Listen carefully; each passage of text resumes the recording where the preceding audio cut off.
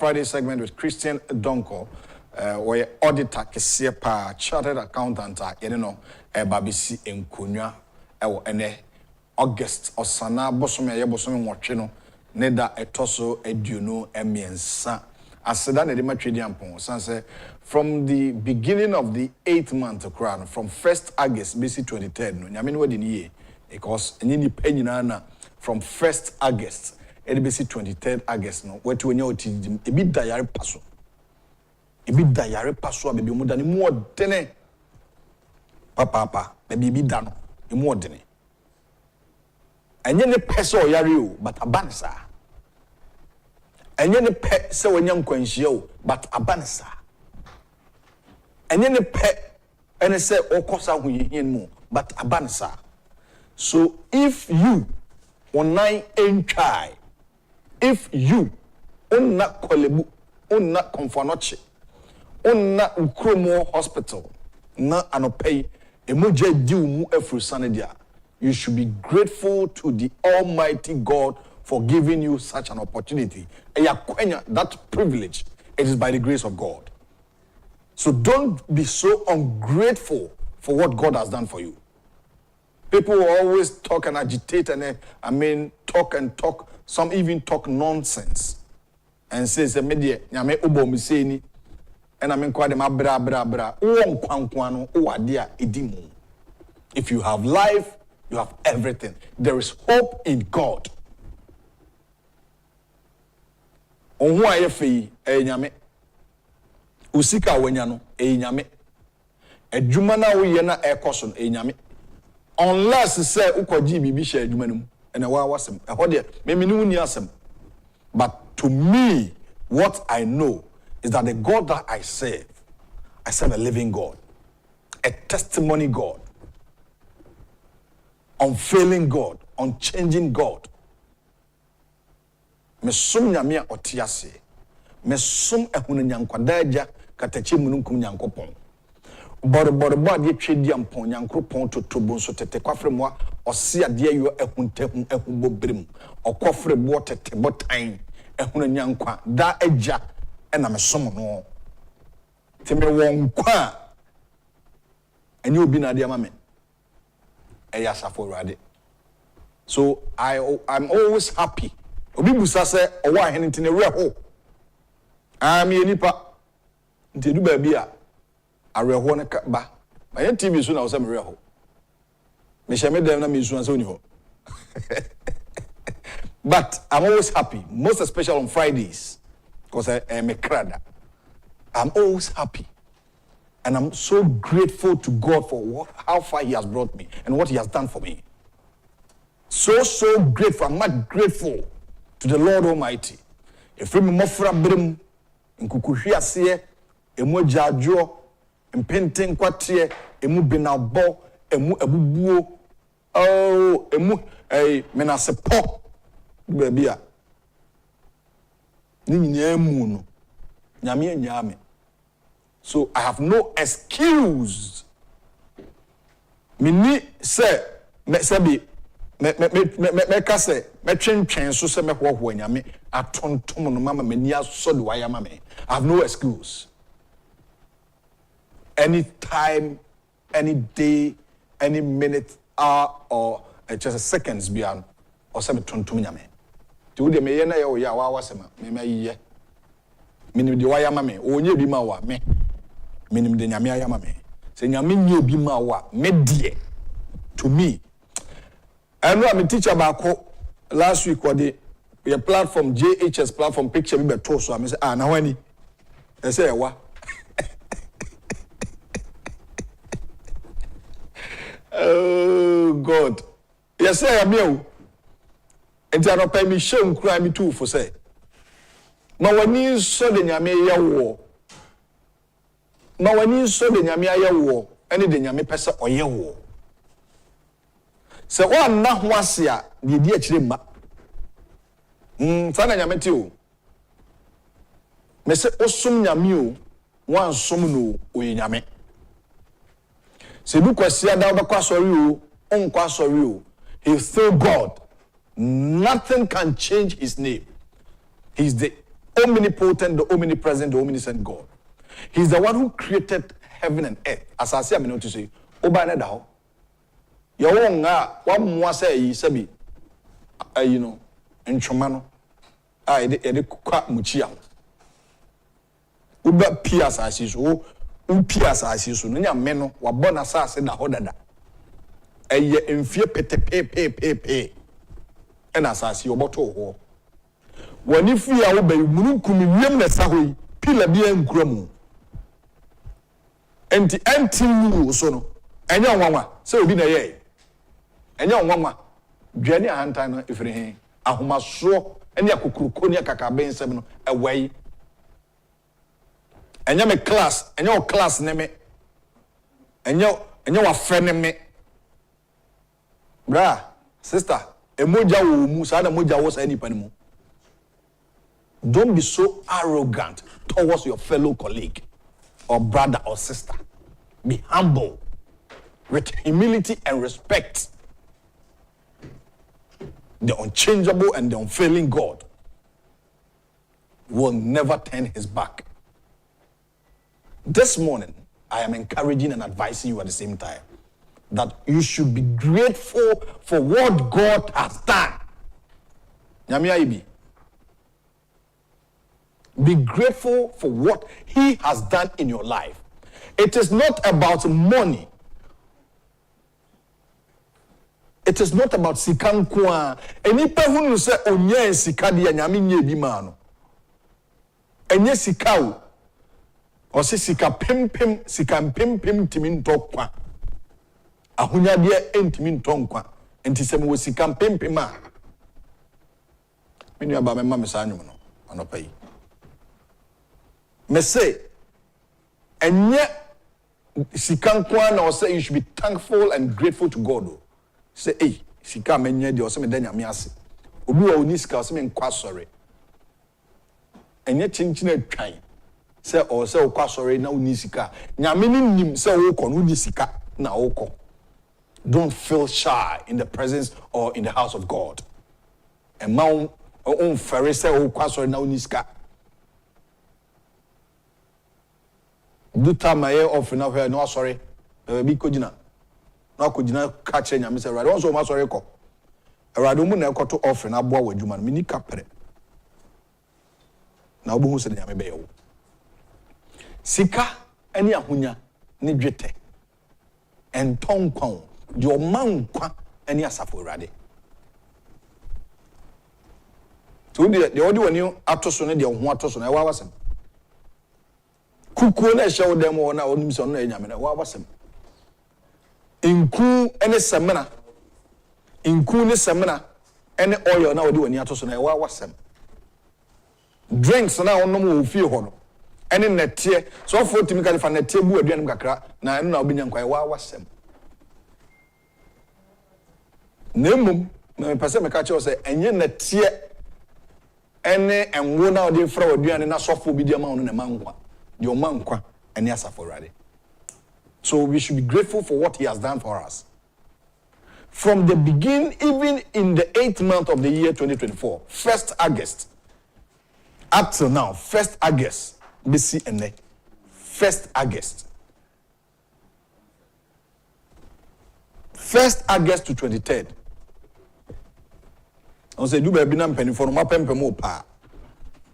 I know what you Awadiawo na meka wasem o se sikampem entimi ntonkwa ahonya de entimi ntonkwa enti se yewo sikampem a nyamtuni na ba me de minimto nyamtuni na ka oba pa Christiana se oba pa urabra dada me de ba eja na what to say adum ne homo bronti me wo ho ye pa ya me adum na oba pani di wachi e nante se o se oba wo ne nante se ne sei o se o pepen kwa kwantwi busi akoso pepen pepen na o de ti me de pen na me toto me nsa na no na pen ebuza fo just is pen picture na mama and Friday so de ho ba picture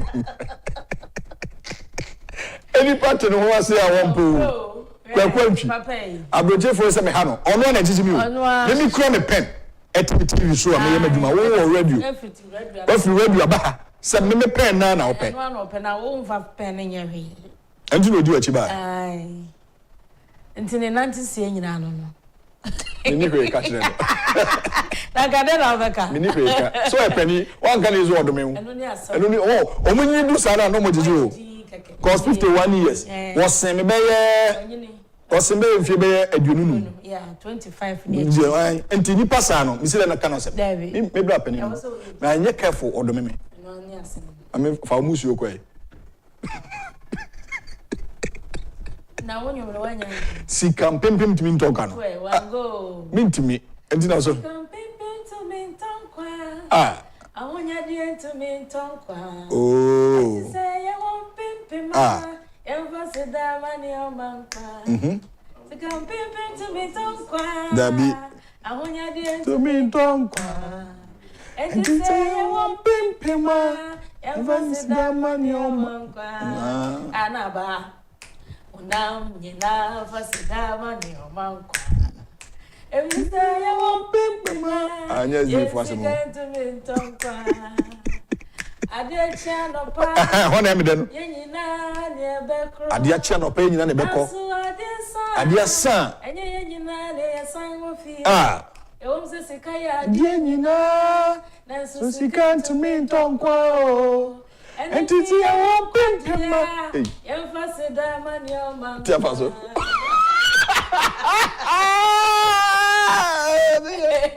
Oya jiji fu papa yi. Wa jiji fu. Minaba sika ntimi ntonkwa. Na sika tumi tonkwa ngata. Ahunya de ntimi ntonkwa. Ngata me so bewu. Ah. Ah. Kofi anambu. Kono sungu. Ekuku dama efrimu. Sika ntimi ntonkwa. Enti se wo sorry a na de achiwa. You should be thankful and grateful to God. Minaba nipa bebre ne hu se onya sika nti nyame nya ehwe ma no. Na me say de bia me ka say anadwumu nsam. Se obeda na de be chiwo no eye miracle kese ye kra. Eye miracle kese. Enti enye kwa se obeda na obe sori anapa. It is not eno kra no ya de edimu kra sen bibia. Se won kwa na wo ahoden a na sika na open bebe. Exactly. Ba bebre na dwen wo sika so. Oda kra no afi se o se oda nyame ase. So de ne yakoba. We need to be grateful to God. Nyame aye bio. Pa. Eda nasi. Onyame aye bio sanyum no. Onyame aye bio. Onyame aye bio. Wina ye abrenyina. Mama yantu e. Onyame aye bio. Ah.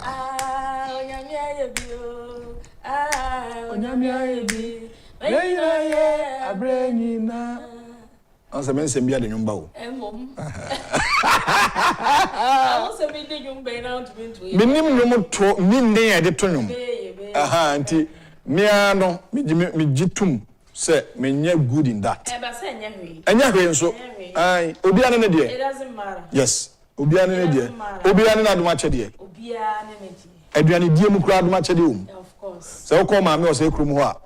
Se na me gi me fufu sa na oje no. Debi. Eh na metumi. Mo ne nkontro mo anko. Eh. Onso nkontro mo.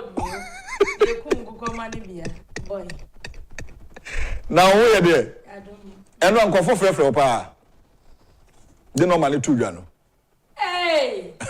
Oh, any issues to a whole. All consequences no. I'm telling you. Ya ka MPP for no say man. Enra on say anopa no. Yi ba ha amashala. Hey, ese mo he mic no man no. Me mic na ye dey. That is a eba na o say. That is what me ga. Emu ya chan. That is me nya chan o. Hello. That is evangelist ene hwe ho. Evangelist hwe ho. Yes ro.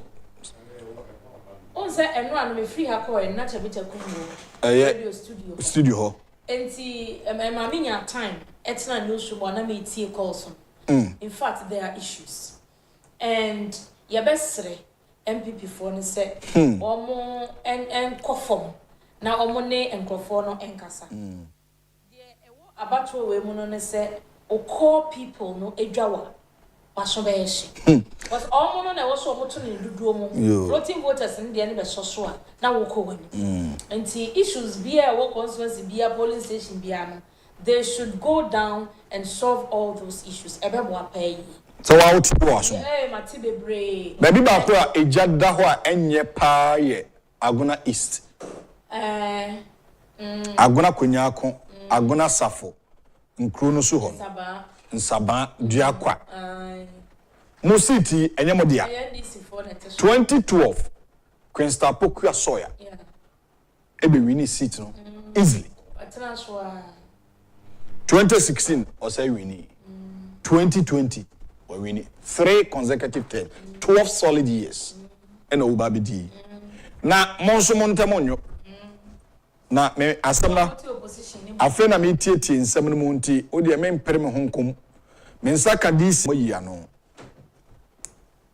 Complaints neighbor. Me say MPP party no we DCUMC we parliamentary candidate nya odia.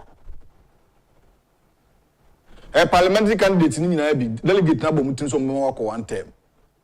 Because we dwe we hand time. Umuade. You feel like you know it all. You don't know. Ben Huase. We parliamentary candidate. You are not bigger than those in the constituency. You are not big. Mama for some na me body.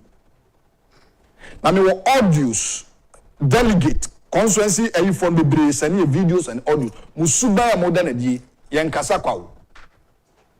Na obeya ye be expose you. O DC ya only national service ni DC ko ni no. Only national service ni bon komo DCU district chief executive. Only national service chief any Asia wa district chief executive. Aduna so as kokoye no. Ye ka asma enka ye be ka. Ye so bia we are not afraid of you.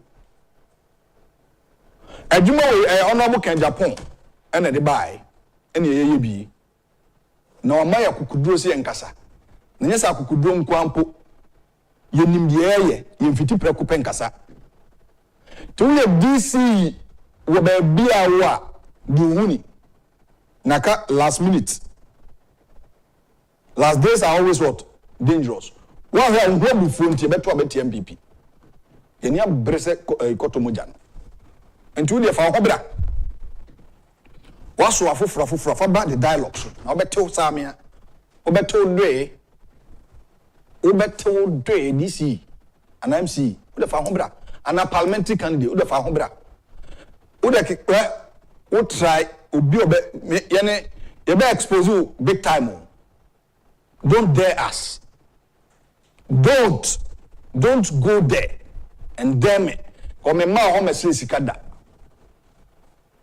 Me nyansam trofo no mo stress sika no me kakra me gino me ni so kakra bia me nya no me mpre me ho abrabo mo. I'm not rushing in life.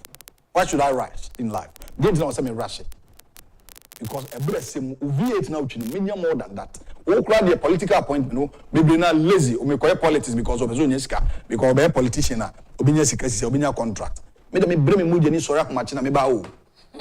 Me sori akomachi. I'm not a politician. So don't dare us. Fahoma. If you turn a party leadership, no, say cracks our areas. OPK cost bear do say? Bear 20. And some now can positive. No. Mo. But Ukraine one more I can say I had here. Yeah, come with my anchor. And media a foot try me the bema and say and some many people honor more casan what's not a council should be. Yo. The here some be making myself available. And someone may say and no one soon. A bay yaman abroso. And yeah, so much to say. Now, your friend is saying, honorable, I must say, any Yakumikura Kabum, and Gidia Beam, Anaka. And no more Diana, more share and one seminar monka. A bad boy, ye said, when for a beer. Now, or more few more, they should go back and do all these things. Said the Baya and go 4 days and Hoka and the Quacotuaba. Then you will be done. And she said, Emma, MPP will sustain. How mother This election, no, it's all about the parliamentary. And I know Honorable Afenyo Markin speech or come my manifesto launch and I see that is all that he said. Also, they are struggling in parliament. They are struggling, and they are struggling. Abane I brashe bedwam ho. Nti se omo ntumi antu ho anamo enne ya. Omo an ebe ha wo mo. Kan hu se abana aye kwakoto no enafom. Dr. Mahmoud Bawumia or Jumapa and Abano, he can win and win convincingly. But so when your majority were parliament, or to me, Yajumano, and see, some at 2 Macau Bebrebena, a war party, no mono, Momo Diana Munchas. Why, dear? Actually, there will be unfair as a member. Sir, Obias in Myanmar. Okay. And as for dinner, that Ghanaian Times front page, you one. Hey, no. One. Justice natural me, justice so. No. Justice the paper number 2 1 was Rashwandi. Mammy, and 2 was or then Suntima. Then I'm arguing. Oh, okay. Name Yamadi. As for the Yana was example. The Ghanaian Times. NHIA releases 1 million Ghana cedis for free dialysis payments to 6 healthcare providers. KJB district records 2 confirmed dengue fever cases. Hey! Noguchi investigates 60 others. Dengue no kano. Why? Dengue fever na eba na ne kan. Yes, Karachi district oma KJB oma recorded 2 confirmed cases. Dengue fever no ane kan wasa. Edu ene bia ba KJB. KJB den say do nkra. Enti oma fo no careful. Why? Ghana could wait to streamline. The Noguchi Memorial Institute for Medical Research of the University of Ghana is investigating 60 suspected cases of dengue fever from KJB district in the Oti region. The district engineer or region na ye kan ho asem no. Ofri Oti. Ofri Oti. Oh. Onu free Karachi. Engineer. Nti KJB dey be on ho nti ma on crop for no careful. Why? The district has already recorded 2 confirmed cases of the disease. As a result, the KJB District Rapid Health Response Unit and the OT Regional Health Directorate are on high alert to address any suspected cases. Briefing journalists on the dengue fever situation in the region on Wednesday, the District Director of Health, Mr. Eric Nanatachi, appealed to residents to report cases of malaria or fever to health facilities promptly. He explained that some cases initially reported as malaria and fever have tested negative and were later suspected to be dengue fever. He said 2 confirmed cases were put on medication and discharged. Mr. Techi emphasized the importance of environmental cleanliness to eliminate mosquito breeding grounds. He noted that while dengue fever affects all age groups, children and pregnant women were most vulnerable. Mr. Techi mentioned that although health workers were working hard to prevent fatalities, it was crucial for the public to continue to contribute to quality health care by reporting suspected cases for early treatment. The woman no yesremo omanfo e work oti mantam ni nyina mu momodiana monhwe ni yie. Yes, dengue fever no ma confirm nipa mienu ewo ho. E de na be start ase ayese fever na malaria. Aha nti no se unya bibi sa ko hospital ntem na yen check ntem na ohaw bi wo ho no mu a wo matumi ayi e de afri ho. National Health Insurance Authority Obama na se wo matua 1 million Ghana cedis e de ama 6 healthcare providers. Say wo mo fan hwe o man for moda dialysis so. Eye Kolebu Teaching Hospital, Konfanochi Teaching Hospital, Cape Coast Teaching Hospital, Fiankwanta Teaching Hospital, Ho Teaching Hospital, Omo NSCA no, Omo release sesika no de ama wo mo a. Omo hwe ani mo se omo de be hwe omanfo a omo da dialysis so ewo ho. PNC's poor performance in election due to poor leadership. National Chairman aspirant and the Nimidada men have co-products ebegu supermarket so wo tonton no eno na FDA wo makọ supermarket nine bi mu ama wo makọ akọje wo mo niam ni nyina enye papa no e de ekọ wo makọ akọse no sanse eba abonten a ebe ye ohaw edi amo man no. Back page of the Ghanaian Times, land surveyors urged to adopt AI. Ghana Health Service to establish 2 more research centers in Savannah, Western North regions. Other Roma, Ghanaian Times. All right, I mean for the daily statement, the Wokrata no, and Tuaso, the Wokrata na persona, yedema. NDC in confusion ahead of Manifesto launch. Until the Professor Jinano Pukwajman running meeting for Ni Abba. He said she may miss the Manifesto launch. Well, Information Minister launches 3 cohort of MCEP.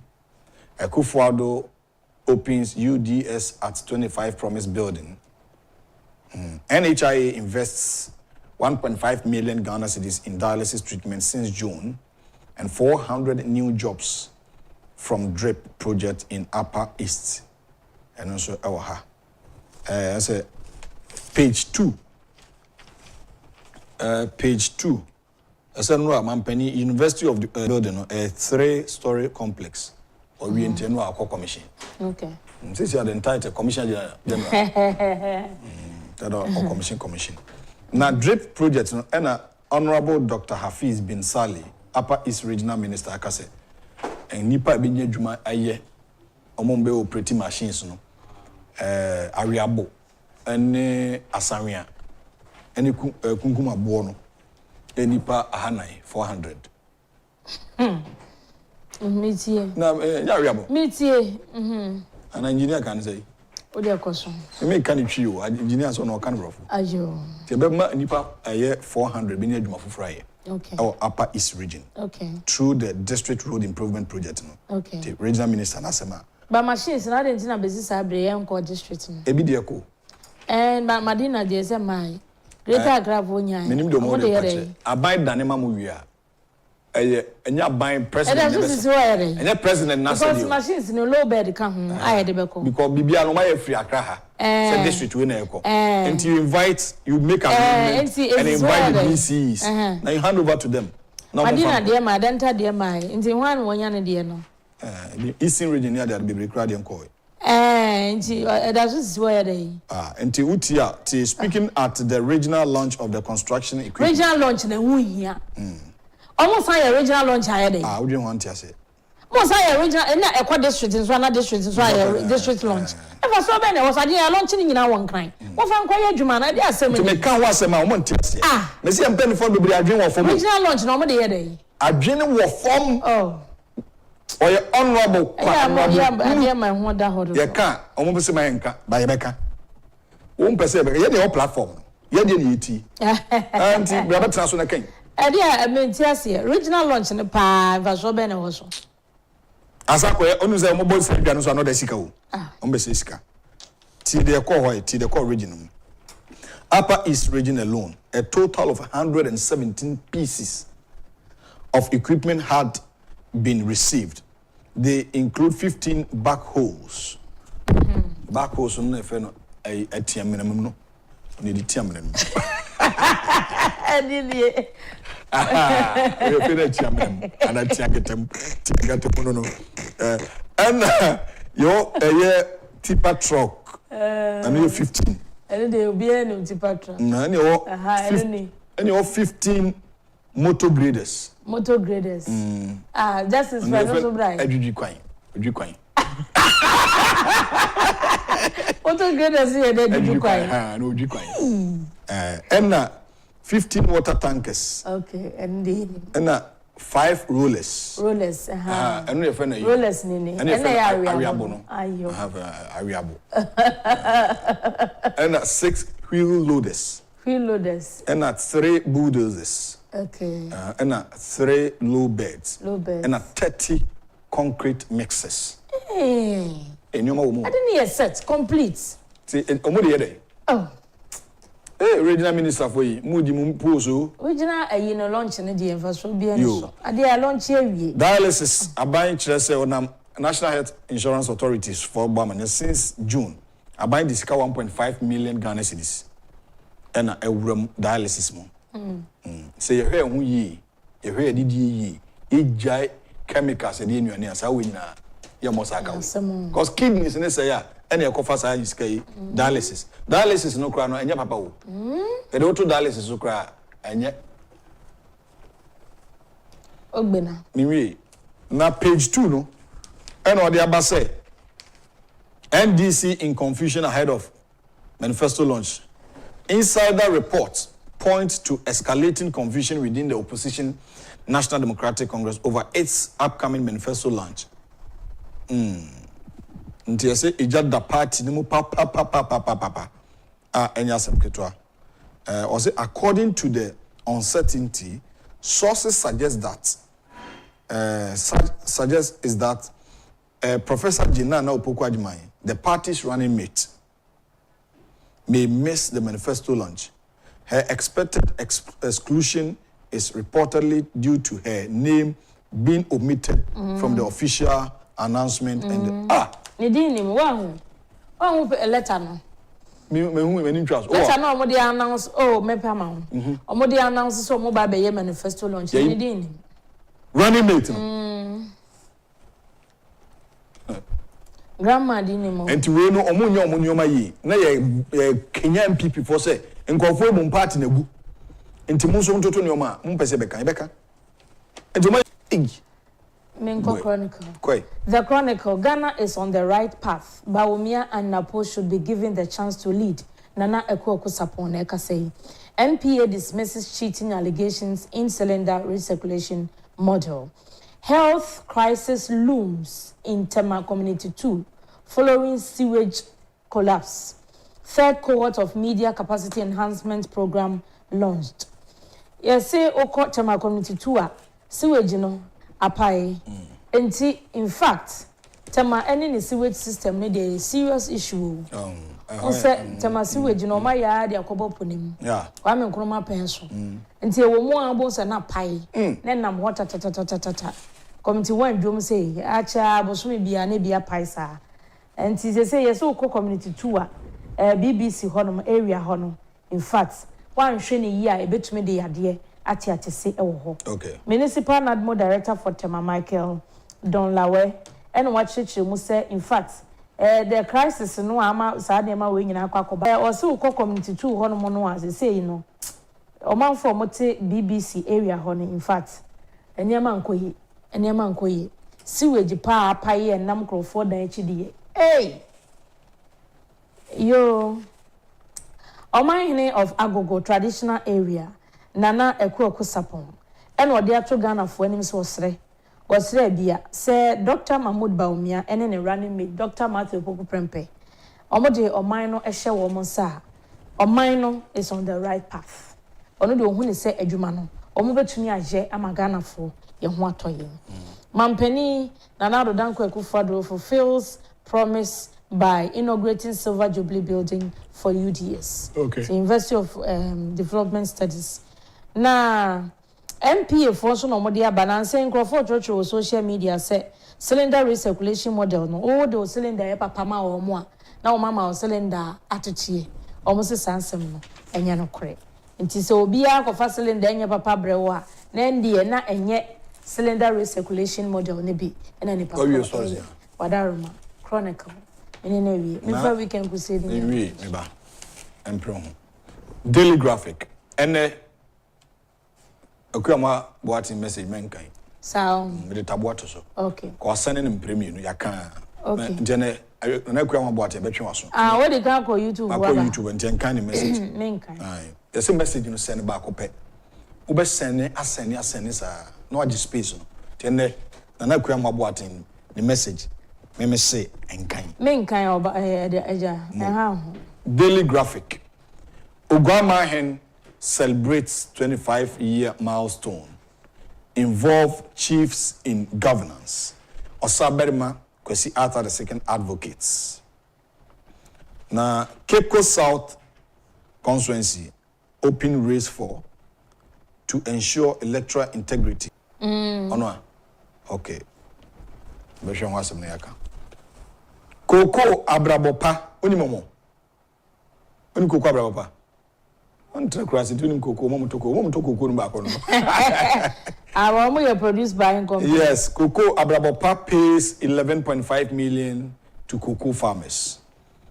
NRSA launches code for political parties. That's the National Road Safety Authority.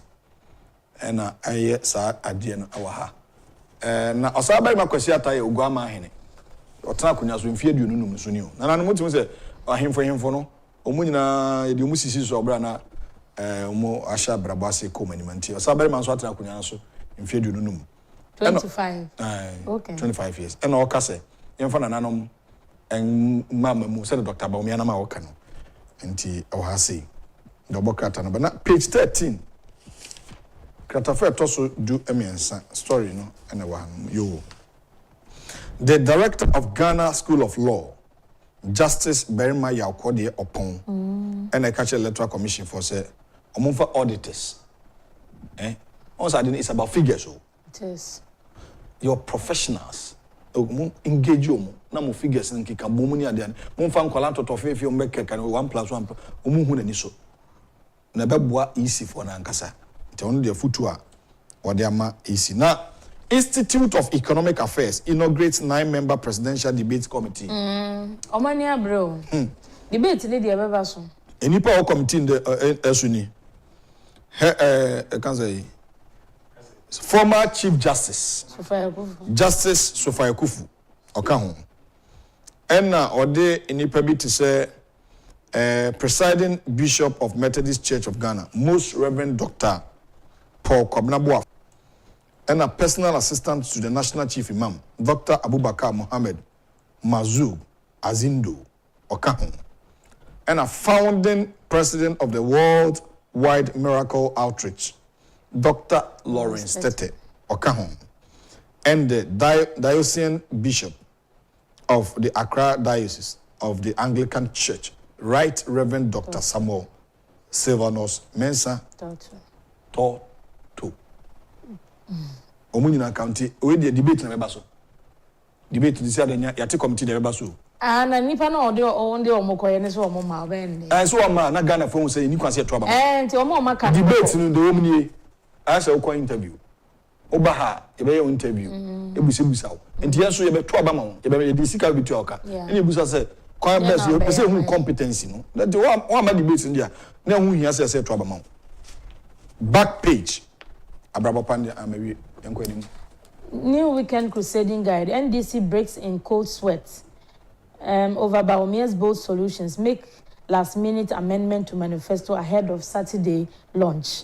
Disaster looms in Tema West. Best suspects sip sewage into rooms in Community 2 BBC area.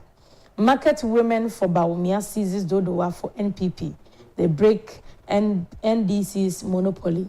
Drip to create 400 jobs in Upper East Region. Minister. Tonto Chrome residents threatened December polls boycott. Chance no community mining, no vote. Okay. Or say NDC for manifesto no a Babel launch no. Dr. Mahmoud Bawumia didn't need any buy a pet or my amendment room. Yes, or many beguasi. And see, and I know more train. Says ah. And yes, I want to make copy. No more diaba. And see, almost say amendment. Yes, it's Serbia. Every round grow for fee. It's an sessy wage in a papa. Serbia, any day. Only Serbia. Market women for Serbia, any day. They will be too. Beat me. Market women for Bawumia. You see, almost Tommy Dodo market and yes, I'm get to. Okay. I'm just say a honor for not to about Mendy's a fee. Almost almost like a crack. The New Weekend. And then you pay me no name watch almost on YouTube. So there. Marco, kwaku boa message. I go be now say or the message by mankind. Mankind message. Unrespected program no because ye favoritism be our. So oba him say do so the need the man. But mankind message. Because we boa no gra mankind. Kwaku so the message by me jump. Ono ene na nakura maboate. Ye ne your platform no. Open where highly na be didi obekeka. Anya by force. And kind message. Potential kwe. I didn't hear what time so he. If potential kwe. Koko one busy for. Na so. Obi asuma se be. Anya by force. Obi asuma se be. Brother, anya by force. Omo mo he no enimi difo anyansafo de pay. Kwaku ebo a. Enimi difo ntia hwe. And kind message. Ya ko pem se dizi afi be ko na wi. O the message be and kind. Ne taboda no wash. December. A crime about in there. It's now, yeah, I'll bet to December. And kind of message. Call YouTube. Sir. I mean, daily guide. Okay. I mean, daily guide. So pretty. ECOWAS bounces warmongers straight on $111 million judgment debt. And then you become a champion. Now, free dialysis and Osefata. Na Akosia Menu Kozi, our parliamentary candidate for Adentan. And you say, Akudi Jumabi. Na, ni, I shall Botry lecture area, I shall Botry. And I see poor be a boy. In fact, also, Papa, medium piece also. Oh, Pobia. Almost 9 p.m. Away. I don't tell him no way. Honorable Ramadan. Away. Me who know. What's in Gawa bed? What's the bedroom? I don't have for Mama Yan to why. Mama Yan to. Kind message. Papa be the message banana was say ECG for. Even though there's no doom so in Ghana, no, Ablekuma districts, and no one is so mudum kania sa, and Sakena, Oshumai, Odumase, Obey ye, and a sample temho, or see any ideas in Zone Muna. Now say 15 years in a mudum kania or 1 tier sre, Ablekuma district ECG, so how been a whole tina man a banasa, more explaining to man for no, now Muhundi, why, Eja, Makawa Seminama, made us say Ablekuma. Ablekuma district ECG no. Almost say a honomono and can you don't do Ghana but a holiday they be omudum lights. Enti places bit send Sakana or Shumai obey ye Odumame. The all kind of Sabieno. I mean so. God bless you, good work. Eric Katona. I say thank God for my life. Esther Effing. Often. I say your one your voice dear. Come for voice training, please. We need a champion. Say amen and amen. Thank you, Kofi. Thank you for your inspirational words. It's good to see you and my sister this morning. Please, Kofi, try not to push my sister this morning. You went too far to bring her true colors. And I know, so what you say. So my hear me who you are, why you will mess me up. So I'm messing me up. I'm messing me up for you. Have you? Capito. I say, did you have a blessed weekend? Love you always. So she black trial now. She black and you. Nina. Trial in the year, Obia no share. So wow, my sister, what a voice. You are blessed. Thank God for your inspiring song. Yes, the one I did that about Michael. I say good morning, MPP pa. They don't learn. When will this my people learn? Time will tell. And I am one so a bit so. Happy Friday, Sister Abna in Owahne. I love your dress for today, Sister Abna. Bam. Tim Duna. I'll keep up the good one. I see a friend. Tim Duna. I say, I be I bet you be no focus, but more than I do more around in the mic. Tim Duna. Tim Duna, when I'm fat up one too, but watch it at the end. Oh no, some me adia tum say nene. Tim Duna. Vanessa. What's here no na so keka no. So, Ahmed Kwachi says, "Good morning, or one and sister Abna, keep up the good work for Mother Ghana and have a blessed mankeni bi breme. Udi bi ache. Me se me penwo. So make you order that. I am order. We ku me pe mankeni no. Udi bi ache. Or say Mrs. Philippa Befi needs a remix version. I get voice past my brother Kofi. I don't think Mrs. Philippa Befi and Mama Esther will feature my brother. The bad voice. Na me ko to mu feature my today. Omo feature. Wa bo ayi menki ampesi. Na we twum ko e go so so e dey ascend and say yanya nde we guma kada. Sa dey. I want to sit do anya. Ade a wo ye nenye. Oyi. Ai. Na o te mommy nkan che. Osekrum. Ene yemfa hoyi. Mommy okọ when say okọ na nsen kuma say. Oni kuma kuma say. Me tin nkan che. Sa ene say betumi afa ho ana wo ba bi ko. Ene no. That schedule no to say. Me dey mini schedule bi asa woni ba bi akọ dey betumi akọ. Yeah, be. Yo, ene ye ma me Stella Kumi. Okay.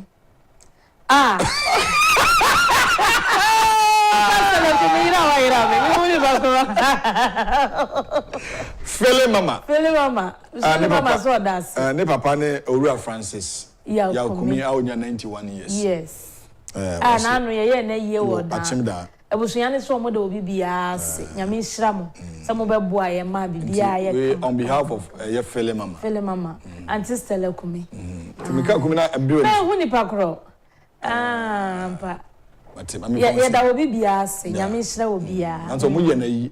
Eye de omo ye na eyi. So mo ye na eyi. Obobra. Yeah. Obobra show ma. Yeah. Yanso ye. Sure. Omo mo nhwe omo ma no aya mo nhwe ma beboa mo ami fa onse ye yo dachi omo no nya be 150 a emeno omo kwesi obu da be ni de na do be du so obu be so be ha mo enya hwe onyini sa na o ka bibia on ti ase enya hwe mo ene open sa dia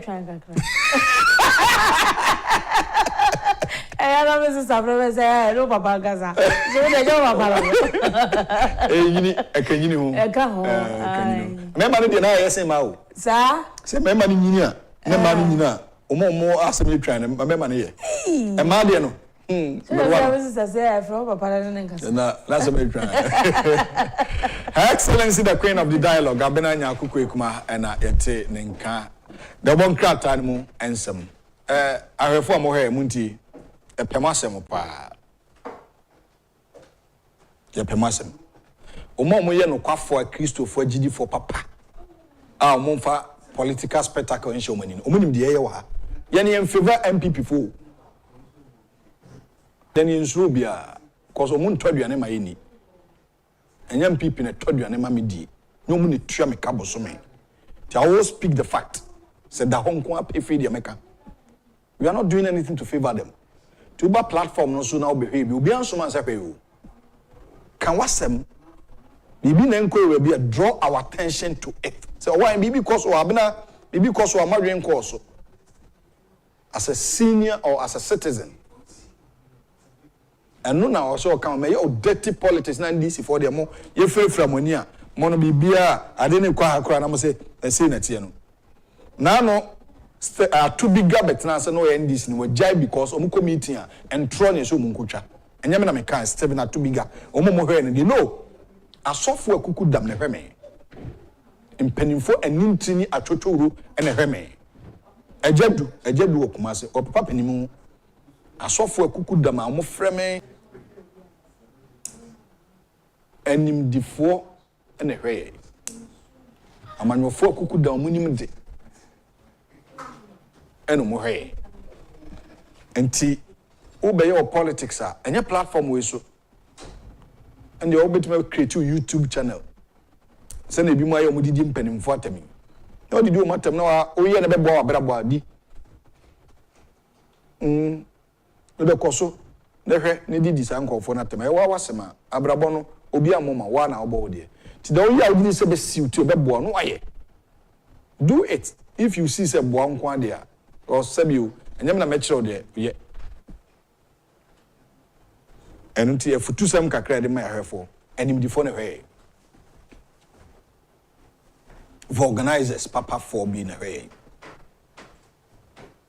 fita for hwe kom enne ye fia da du fia da se no bia se da bi ye nkɔhwe accountant no obi timi hia me wo hene papa no ai on you see they love the man because I didn't know munim omo penasem or ba or speak to fact and data o me o yi figure to wa o yi asem na to wa o chirem anunti do Friday na baby atadi ti bra YouTube no so na be hwe a papa fo nim di fo nyansafo amohwe emamomo na omo de omo so be di atam nkoso ni atam e be mu nkrobom.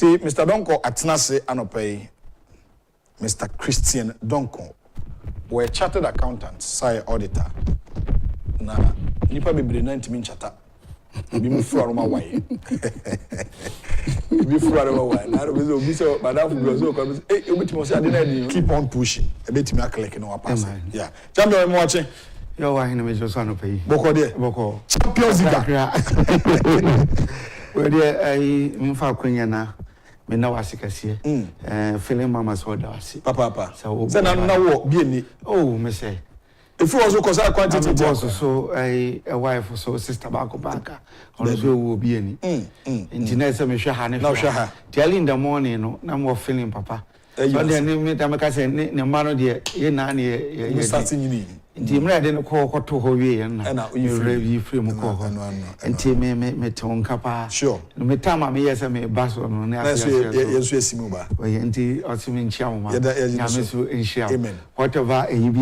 ye better sure o da for so mo chia me do so this Mrs. Monica oguso hwa de dinde mate o say ye nchia wo ma no na ina me da paluta no ono so a onye corrupt owo ahobrasie no bi owo ye pass bi amafare meseno Kim Paluta, very great guy, very great, he's the man of the moment. In fact, yes, he's the man of the moment. Yes, and we see I respect him for that. I mean, champion. And we do my own a show base. Yes. And when he sees here, that is it.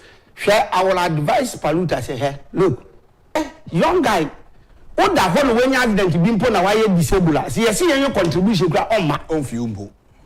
Make her when the sun shine. Look, opportunity is once, loss shall never regain. Me position be hold you.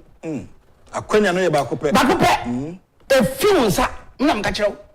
So what I say, hey, you musician na champion. Akwe ye fa ne say kwadeli. Okonfo kwadeli. Hey, me hu ni video be champion me di si ho esuye. And I was teaching you. No what okonfo kwadeli. Esu ni pan na mkrom ha. Enyi bi. Journalists mun ni no kokofo say oyari da yesi ko he bi oda eduane krampo adi. Make it the sunshine. Would you know your showbiz? Yet okay convenience. We say I'm kasa na mo amayom hwatanfo. Okay media COVID-19 by. Yes see, launch app bi. Yeah. For COVID-19. Ama osranom Ecofive to force said we are celebrating. Yeah. This one it needs attention. Yeah. And to say you creating a fa big stars ni bi kakra na mo bebo a year. Ebetumi ama manfo pu abehye. Ni nine an attempt to. And then you hear because na obi ahye dem munti. Obi ahye dem at that moment. Na ye the cost abeto so.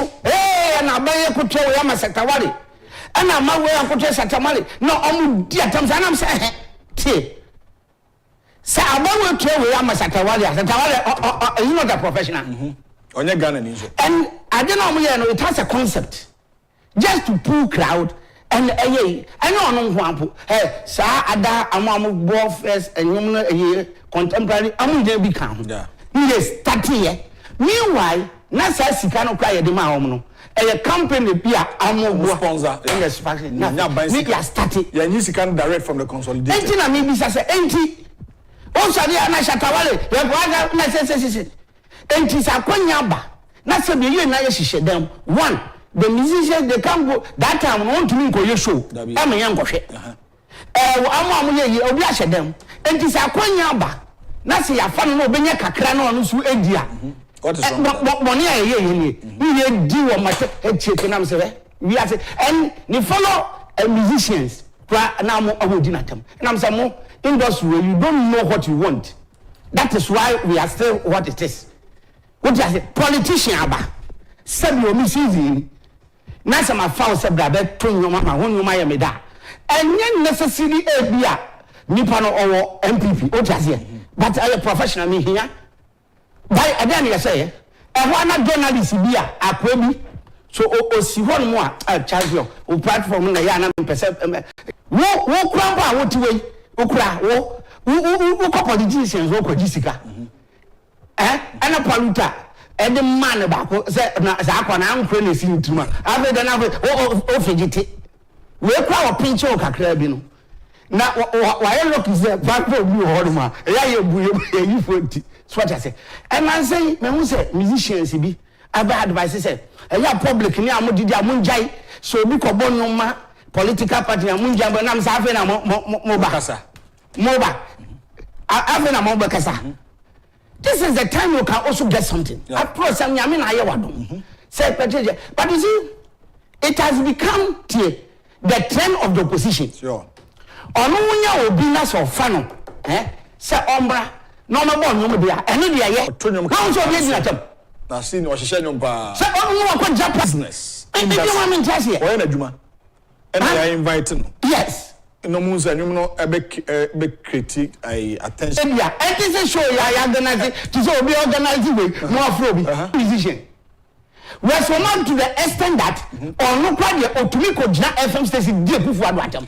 Champion, for example, Obi Aduane. Yes. Obetimaka say, MB from Kwametwana. I'm not done. What on watch here? That's about the and I said, I mean, your penny, Agyapong.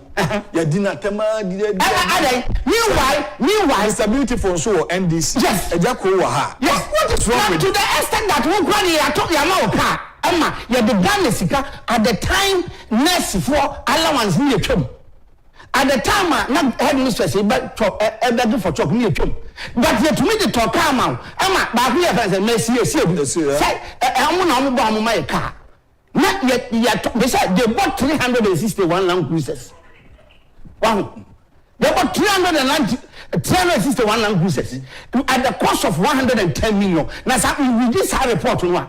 Now I say, yeah, they so below going through. You didn't know but Homeso, you could break Christ. You share topics like Mr. Christian Donkor, a chartered accountant. I think a bidding command Kasa. Subject matter of some judgment debt to me. A man for Kikan wants and be brave. You will come in watching. Now, who calls up?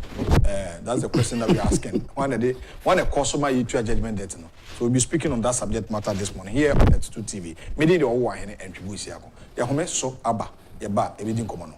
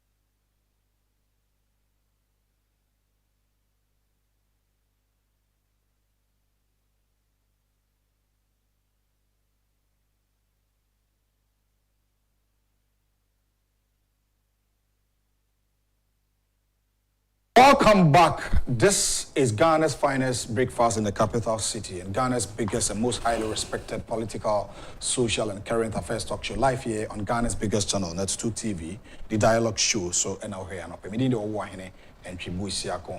we are live here with Christian Donkor as an auditor, on financial issues also in this country. So stay tuned and join us on social media platforms, especially on YouTube, Net2 TV, GH. And send in your comments. There are a lot of stories coming up, and on social media, for instance, the issue of judgment death. Is one critical example by under other administrations are also. So Ghana paying more than $500 million as excess capacity annually from NDC's take or pay power deals.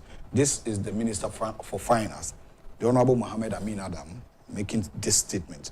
Now, who caused up? That's the question that we are asking. Judgment death and Hong Kong. Independent power producers. We are in this country, do baby, not dum so, and won't send me aba, ha. Ghana for kwa here pa kania no dum kania ni dum na kania ni idum sa na nsembere. The Deputy Minister of Energy in charge of petroleum, Dr. Ma, that was then when the story came up. Yeah. Mohammed Amin Adam says Ghana is forced to cough up more than $500 million every year to pay for excess capacity from the take or pay. He blamed the situation on the unsolicited power purchasing agreement the Eswa Mahama administration signed with the independent power producers, IPP, is at the time. So we want to go into that as an auditor or a chartered accountant. This story in at that moment, na capacity no krani here, and won't celebrate na here. These and many more, and I've been interrogating on this matter. Champion, what is it? Right. Well, I think is that Mahama administration from 2012 to 2016. Okay. We were all in the country who said power and engineer so, and the nipa assume 4 years. Okay. Apparently, now we go into it critically who said. And yet power generation is about mismanagement of the Ghana's economy and the finance. Okay. And the appropriate funding, as I said, can go into the energy sector to be able to power the terminals. I bring your power no. You fair no. Okay. And Tisikana Ebano. Niama emfa Ghana emwaye in a normal day. Because if you tell me that time, that would take it 54 million with the man to me for nipa no grow bus bus branding no 36 billion then unyesika fanko energy sector gross mismanagement. Look, they bought 361 land cruisers at the cost of $110 million. That time na energy sector na unyesika fan panel as what the control land cruisers. You have done so many things. Look, Honor Senate, they pay $74 million for software. Software, look, me born be my client to be. I know they may have say, I'm only 2 million 1 year better software, man. Yes, 72 million. Champion, and share the tragedy of that, you know. And when the friend is a gross mismanagement. Okay. So the bottom line is at the energy sector, the appropriate funding is alcohol. Okay. Until there was to that doing so. And yet, that time, champion, a minimum developer about 3 homes. Or if you know, business, I highlight to her. And you're about that. Champion. I don't know, sir. I refer now former president can be more because I'm not champion. You must also pay Ghana. Champion. First, be an amateur. That's why I want to follow. And no, they may not be a crack. And maybe make a West Land. No, my lady can come call meeting. Me do an amateur call police issue. I'm mobile, no family because we share. Sooner, Master One movie. And this way, and near my go through. So by and large, the thing say, I'm argument no I'm say to run away from the shame and the mismanagement of Ghana's money. No, and I'm the share say a power generation, near capacity nisha. Okay. Oh, let's grant that. And say capacity is the question is that a capacity that time now your consumer champion. That time now your peak demand now you say 2.8 megawatt. Okay. 2,800 megawatts. Yes. Okay. What does it? Anna, say I'm funny say a short tumboa. A short one. Maybe a short na I have 2. You have 2 cra and now you 0.8 as well. Then we go and sign agreement for 5,000 megawatts. Excess. Look. Yes. So the peak demand is 2,800 megawatts. 2,000 only. And you will be hot. So we top up on us. We sign new agreement. We share the shortage, Not the account. And the shortage, maybe and do 1,000 megawatts. But they sign 5,000. Look. See. Now we sign agreement at for independent power producers at champion. Intellectuals are Marco school. When you say SS now o sign no, hear that power. Ebia we hear 1,000. And it's a one negotiate here. You should have upper hand. Because say one so ana amba for more. Meboa enya dia meto. So you lead the negotiation. Put me more times be a from kra. But know what they did? Look. One, power now I'm the man excess from. I'm take or pay. Instead of take and pay. 2 things. Okay, you know. Take or pay. And not just say what's a me mama produce superman power me here excess no. But my contractor enti nipa ni produce whether we here betua ka and take or pay no take or pay okay but they can say take and pay and come our contract wo no we here no ka chance say produce mami if you produce 500 megawatt or the brand and you pay but they did it take or pay and one can't nipa na baba say my produce and it and sa excess ni na no 3,000 year. Wonderful. And when sa take or pay agreement na here a result in Ghana paying $500 million every year. $500 million every year, and they signed most of the agreement around 2016. Time will be final. And now we are the shape of Adokong. And the Kufa Bebe inherited independent power purchasing agreement. I resulted into $500 million every year. And young family say, Sekufa do anye bibi amfa ho. And I also obetua. And by this time, 500 million times 8. And Kufa do $4 billion. That was that agreement, you know. Now they are selling. From so contractor was ama or minor. Yes. And are resulting in making such payment. I'm signing agreement, and I'm even more agreement. You know, I'm signing. I'm go Dubai. I'm renting big hotel, baby. Where the part do we be? And remember more detail of the agreement. They say, one job, and per the reports that I'm reading, Krano. Power ni hono no. You like being more. 2010 to 2016. And that way because 260. I got that because I was it. I got that in the PR So, look, change what basa. Mami tell. Come. Enti. Ni akoba ni say.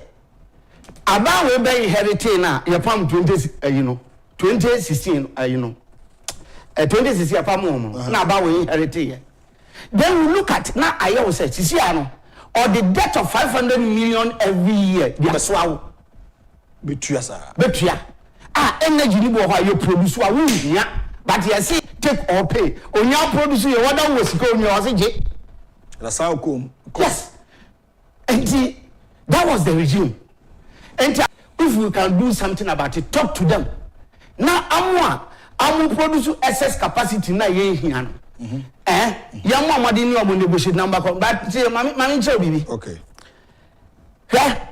I didn't take or pay or produce whether we here, but most of them, no assigning take or pay. Ghana 100 years, only feasibility studies. They were not paying, they were not producing the power with you. Only feasibility studies. But feasibility studies now, not Ghana, every advantage see you. So they were not even producing the power. Or your feasibility, baby, or locating near the ade, not obession terminal, and Kranipia. And see, Abayas or Benyam negotiating, and our champion tea. They pick anytime you want to negotiate with somebody, do the agreement. You know, Jesus Christ. One, agreement, you say, take or pay. Me produce whether we hear generator anytime deal. After I go to back that hotel akasiye, I read in nama akasiye. No more do become who are and do more corner more damn papa. The argument they sign na me we. First one, or say money, your mamu take or pay. Mu produce ye here. Two, anytime a government be baba, no so be terminating. One, the government must pay a lump sum, valued according to the contract. No, as penalty or judgment debt. You sign contract. Excess capacity here. A buy for Frobia in case it's a buy for Frobia. Yeah. O contract ni mu a also trace case to say contract because contract is dubious. Abandi of be ye free ho. Enti somebody clause shame. Say take or pay no. Say abandi ba no so be ye free ho. One judgment that I or be kwakwaje no. Except based on the value of the contract.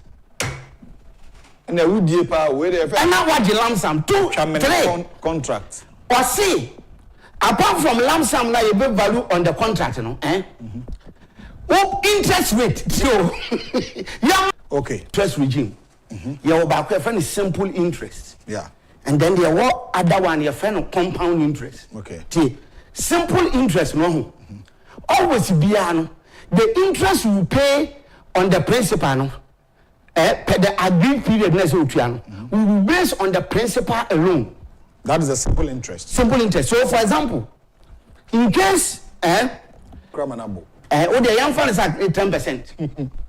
Say a simple interest, you better work 10% on the 10,000. No, you 10,000, and now we be okay. A very simple interest. In the year one, you are working 10,000 or 1,000 with you. Who call you 2 swa? Company, no matter calculate current interest. And to tell me an interest payment now to your cost. And you do second year now, 1,000 now earning year one, or the back 10,000 now, or the 10% now computing. And instead of second year, you 1,000, 1,100. That is the difference. And compounding, no, if it is simple interest, it's not complex. Compounding, compounding. Now, compounding, you are quarterly compounding. Your semi-annually compounding, there were annually compounding. If you require a monthly compounding, it depends on the argument. Now, winning and come with the money argument on a quarterly. It means that the quarterly say the whole year no, you change to 4. Until every 3 months you be I'm calculating interest. Now more the account.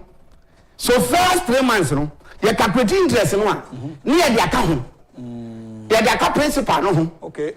Now, second quarter interest, no, it will be on the principal plus the interest now and first quarter. No? Oh, okay. And the more compounding cost, the more the can cost. Simple interest is calculated on the principal or original amount of a loan.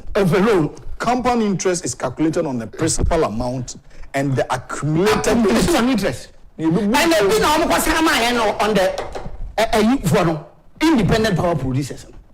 Compound interest and 4 times champion. Contract agreement back up. And from maybe January to March, you bet your first interest. Not the principal. It is from March to June, so we bet you another interest. But on the January to March interest, and back principal. Now for they are computing the next interest into more than that interest in the cost. Jesus Christ. And then third quarter. And also back up with third quarter now, or the first quarter, second quarter interest, and the back principal. Now, and some are computed, now not so possible. Now, what would do on my body say here? And at the end of the day, if you look at the agreement, let's say 500 million dollars every year. As a by year. Would you say now? IMF will cram by your coin. I know how much money. 3 million. Yeah. And look at one that's a bay. And the purchases one argument one you be $500 million. The 8 years now, so be transfer. It means a man said it's for 4 years when the coup for transfer. And go on to $2 billion. Yes. So 500 multiplied by 4. Yes. You go better. And he will show us then let me call it for renegotiation. Negotiation. Okay. To negotiate with them. Okay. And they all German near Pianica, which help in this country. The thing is that some company will suspicious. Look, they don't upon company will some such a broken the young moody. I'm also moving from Brochina by. I am Saboche, and I'm this contractor man. And we really have a more, contract. And yet, a butcher company. If you baby a fee, but what the young fan is a butcher company, one of their chin company. The near Hosa. Company. You are there for course or dear for judgment. You have found a Ghana Power Generation Company. I don't quite also want to say. I was on Chassis. So that's a company one could buy a coffee from where and I'm going to be and because company non producing you know your feasibility studies. Now when man say change say MPP I'm way behind that. And then I want for BBS. That was a good one. And the same thing, look, I must say the whole thing. And some company on was a change penny and I win champion or Tamina or the call a court, or they call court, say, on the judgment date for determination.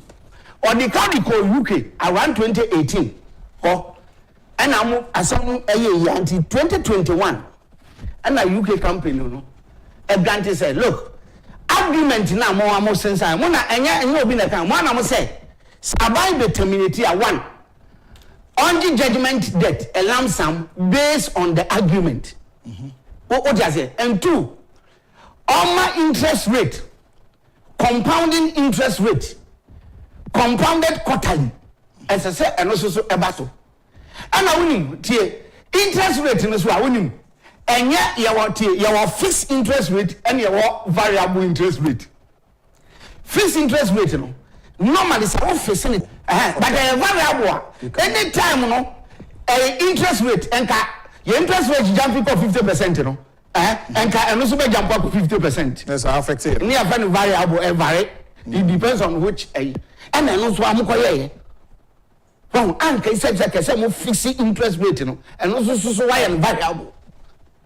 And now I don't know, very, very dangerous. And I'm for agreement, the court on the champion of agreement, and I say, more promising one, I must say anytime, yeah. Yanji Sika will from a company. And based on court, Yaji a Sikana Mano. And a court, UK court, a boy say, a bank put you $134 million and from our home. $134 million. And the judgment that I'm the man, Ghana Power Generation Company, I'm the man $134 million.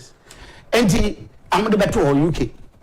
But then there was an appeal there was appeal of the judgment debt. No, now in the interim, no, some interest processing fee for company, no, at the court, you know, got award them. Edimam, and not the Attorney General near the I'm advising I'm going to feel. Pending say, when they will appeal to it now, and near my mama. Okay. Champion. Now, no, anyone, the company, no, I'm going to go fresh as you I'm a dimlica, and I want to call US so another court will hold. I put on coin and with the call. And I'm what the say. UK company ama judgment say yentwa 134 na wo hwe dentina akanti obi judgment debt no e de ama no o just say want me ankotua then we can hold the asset in trust to make payment for it. Okay. Enti wunim dan am say ne wo Agyapade bi be mako 6 am say 6 or so wo dan ne ade enti eno na ekodokoye se guarantee. Okay, that regional house no lending. Yes. Okay. Enti we are there. I think the property put together about 6. Enti what they call arbitration no wo then definitely all the guarantee ya the baby be a guarantee man. Enti ya the baby no person koton all the so that's why they okay. And this wow say eno na am the surety the time na man judgment. Enti I say go and enforce the payment no amonye but no na mo guarantee no the thing is say anye cry no you beka kokoton. Okay, it's an intention rather.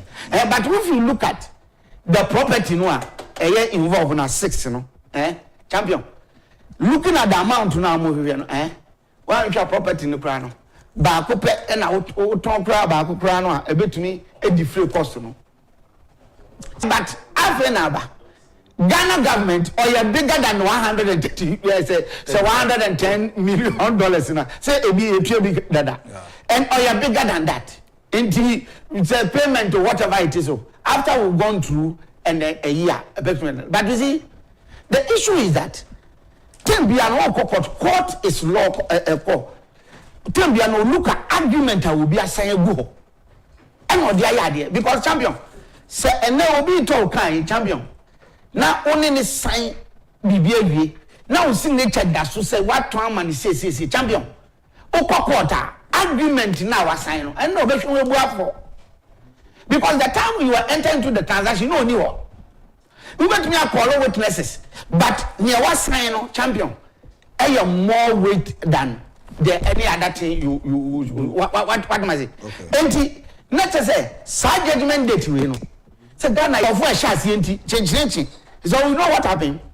And now I'm say and yeah I'm moving for so judgment now I'm now am I interested you be judgment debt of in the first place $34 million. Don't you know that agreement an elderly man and our energy we here but money because we here power no you assume any argument what the cross value of the contract and value of the contract. And you can't do anything about it. You can't do anything about it. Now, Parliament, this argument of Parliament, then I'll bet my farm. Then I will bet my farm. For Parliament, dear. You wouldn't man, I do it, as I said, a better Danaka. And you did it. And the Attorney General now, when argument to be a Attorney General, a so-called force, now they approach you, the Attorney General will bet my. What the share contract you say you come this the terms I am go by it based on that court determines a mutual judgment date and then I will bet my na idea yasinsa emra tato what is I know for brand on any I don't in a you mona na mu die you cause some mess Martin don't you go to Parliament and then I'm say look at you we fully we be di and come judge na and come na mu Wofu, the money money and form committee, as well the committee for the energy and this, and then you move it. We are not thinking about Ghana. What's inside when? So I'm buying look at and normal negotiation you terminate here, and Kabadis are paying almost 4 billion. Can you wait because every year 500 million? but automatically at least judgment at 134. The Attorney General and the government, my idea. It's a work I see about for doing that negotiation. We back when at treaty. And no Santana, there's all media no winning. Mate, Homesuka Kramesaba Ho. If any Christian man, on only the other, but Jemai Magati says, good morning, Hawaii, and give Mr. Donkor a board to do mass for the message. I kind of that. I say, or this message. I say, good morning, God bless Mr. Donkor for always speaking the truth to our level.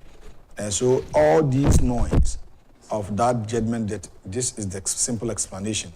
Okay, so now who caused them? That's the question people are asking. Oh, and good morning, and God bless you and your sister. God bless Mr. Donkor. In fact, he's a champion man indeed. I'm not sure what they ever answer now. I was saying the NDC will always do anything, everything to make Ghana unpopular. See, God is watching all of us. So, going forward. Yes. So going forward, for me, I think it's Attorney General Nankasano. When we say Wama advice, because you see, Attorney General we are very powerful. Okay. I think it's a steady agreement, you know. And when we say we can do little about it. Okay. Because agreement I assign, they assign, and only the first one they are go for. Because government so the NDC they've done all these. Yes. Now almost I did the effort. I'm the day for okay. From move to me, I will be for my consultant. MPP for and approach you or 80 million. We have a committee in Parliament, Mines and Energy Committee at Fucha, our ranking member. Ranking member. Until once on a science, and about $80 million. Look at him. Let me pick 5 callers.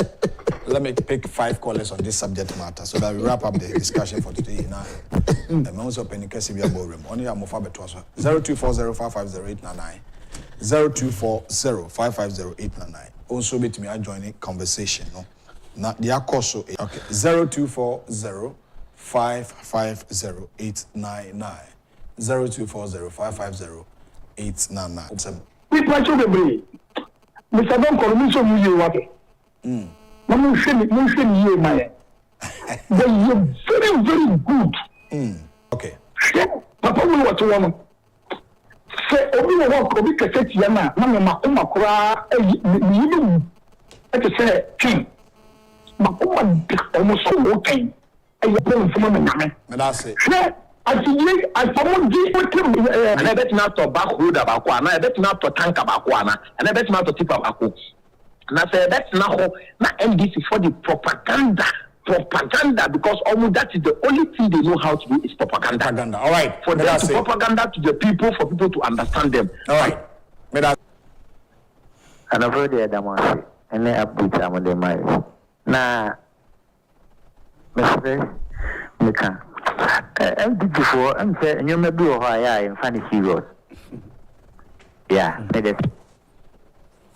Your papa Nekano, you may need because NDC for me namna akushisem. Necessary mucha, you need to be a bromino. Yeah. But I say, I sing for you for I got 2 callers. Now, see me funny pabe numpe. Next week, God willing. Hello, good morning. Good morning. We didn't be our free. And then, and you have a suggestion, you say, you part of the call levy stations and market sites. Yeah. But the uncrofford here. No more explanations, way. Yeah. Maybe if you go to a constituency. Now, executive snare or one. No, Casa. Yeah. Now, you're betting your Casa, Seniorman, Musua. No, say the Musua. No, fact. You didn't do any discussion. Empty explanation, see, how many people will hear? Oh, no one who say, okay, may I say, hello, good morning. We didn't be our free. Within the Baba Manifesto, every Oyarofa. Okay, Casa meet you. I am with the Papa, we move or no communicator. Because your communication, no, I think before your communicator, on the leading, and to be said, we are any person now, I'm so before no function and something. No, leading, no, it's been why, because I saw a pay came. we can't be here and we in communication or come on to say party no minutes or yes, so I think that good. And Ghana and 8 years he bet you about 4 billion and I 134. Media, I will advise the Ministry of Finance, they should go for installment payment. Okay. Na amunchiche mu mai instead of ye be ye fro na ye enfa property ni sio na nkofo ye top property no adue kura ne omo be ye wo ma we mu no na me know say we anye beyond akufo-addo we twa sika papa kura ma na nye yinti ye besre wo dey show bad because your agreement and na we hwe ye enti no media monko for installment payment near started to ya. So from the beginning, and he treaty, and you have 134 million number Ghana, eventually. All right. If I see, hey, Brenoko, Dr. Edwin Alfred Ni Opodai Professor will join you after my program. And he's the managing director at the bulk oil storage under his able leadership. So stay tuned on the 2TV and Oman FM now. Very fruitful interactions because now when Juma waye bust. They do baby no more but as we speak in positive results and I feel ever. So I think it says somewhere forensic audit to just save Ghana. Yeah. Very significant amount. The CEO himself out there. So you and you see, look, when they employ you, your contract is ukodiano. Intervention would be banana be more distinguished. Fantastic. Also way exceptional. Now also na work as MP. No, say block loopholes na dey. Through which people will find avenue for corruption. No acquire time. But who do not see one? By and large, the end of it all, when you start the report to Papa Ba, at the end of the day, you'll be vindicated. Fantastic. And when I consolidate with Juma. Okay. May I say, Yemfa NC has say, needing the Mr. Christian Donkor, we're a chartered accountant and Zaya auditor. And AD and come on Financial Friday segment on Net2 TV. This has been another wonderful and great episode. This day, the Abro production team from the MCR, Mr. Robert Finejano, Justice R for George Sarkodie Focus, Elder Kosinensen, Munina Deep Production, Akotine Papa. Champion, better was it. Yes, sir. Obai. Me did the old one and Tribuisia. Kunami Adoma Monday. I think now weekend here be Cape Coast. Now here comparative analysis. Ghanaians will base on that to vote for the next president of the 4-year term per the constitution of our count of both parties. Why and say Manakwenya to serve. Because digitalization. So they are Ghana for prefer. Did say Ghanaians will decide massively on that. Champion, events here. Have a great weekend. Good morning.